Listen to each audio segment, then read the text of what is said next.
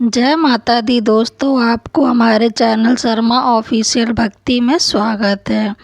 वट सावित्री पूजा के लिए करनी है खरीदारी तो बना लें ज़रूरी सामान की लिस्ट। आइए जानते हैं। वट सावित्री पूजा के लिए विशेष सामग्री की आवश्यकता तो होती ही है। महिलाएं सुहागन और श्रृंगार के लिए साथ ही पूजा सामग्री के लिए भी खरीदारी करती हैं। अखंड सौभाग्य के लिए हमारे हिंदू धर्म में महिलाएं वट सावित्री व्रत करती हैं। वट सावित्री पूजा के लिए सुहागिन महिलाएं व्रत रखकर बरगद के वृक्ष की पूजा करती हैं और अपने पति की लंबी आयु की कामना भी करती हैं।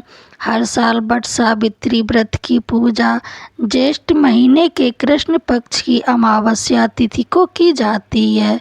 इस वर्ष 26 मई 2025 को वट सावित्री व्रत की पूजा की जाएगी। वट सावित्री पूजा के लिए आइए जानते हैं कौन कौन सी सामग्री की आवश्यकता पड़ती है। महिलाएं सुहाग और श्रृंगार के सामान के साथ ही पूजा की खरीदारी करती हैं। वट सावित्री व्रत के पूजा के लिए बहुत ही कम समय बचा है। ऐसे में पूजा सामग्री और ज़रूरी चीज़ों की लिस्ट बनाकर खरीदारी कर लें ताकि कोई सामान कम ना पड़े। आइए जानते हैं। सबसे पहले पूजा की थाली और सत्यवान सावित्री की मूर्ति या चित्र खरीद लें। वट वृक्ष में लपेटने के लिए कच्चा सूत या मौली खरीद लें। हल्दी, कुमकुम और रोली, चावल, पान के पत्ते और सुपारी। फल विशेषकर आम और खरबूजा या तरबूज ही रखा जाता है। मिठाई या पूजन प्रसाद में जैसे पूड़ी पुए, मिठाई या पूजन के लिए जैसे मीठी पूड़ी या पुए बना लें। काला चना, दीपक, बाती और घी, अगरबत्ती और धूप बत्ती, 7 प्रकार के अनाज, कथा पढ़ने के लिए पुस्तक, पूजा का सामान रखने के लिए एक टोकरी या थाली और उसमें ढकने के लिए रुमाल। और महिलाएं अपने श्रृंगार के लिए और श्रृंगार का सामान की लिस्ट इस प्रकार है।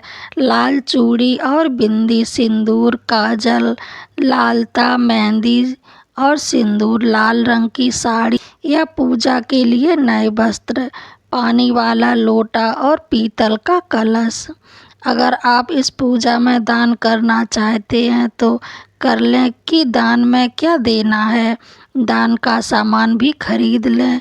इसके अलावा इस व्रत में वट वृक्ष की पूजा करनी होती है। ये भी पता कर लें बरगद का पेड़ कहाँ पर नज़दीक है।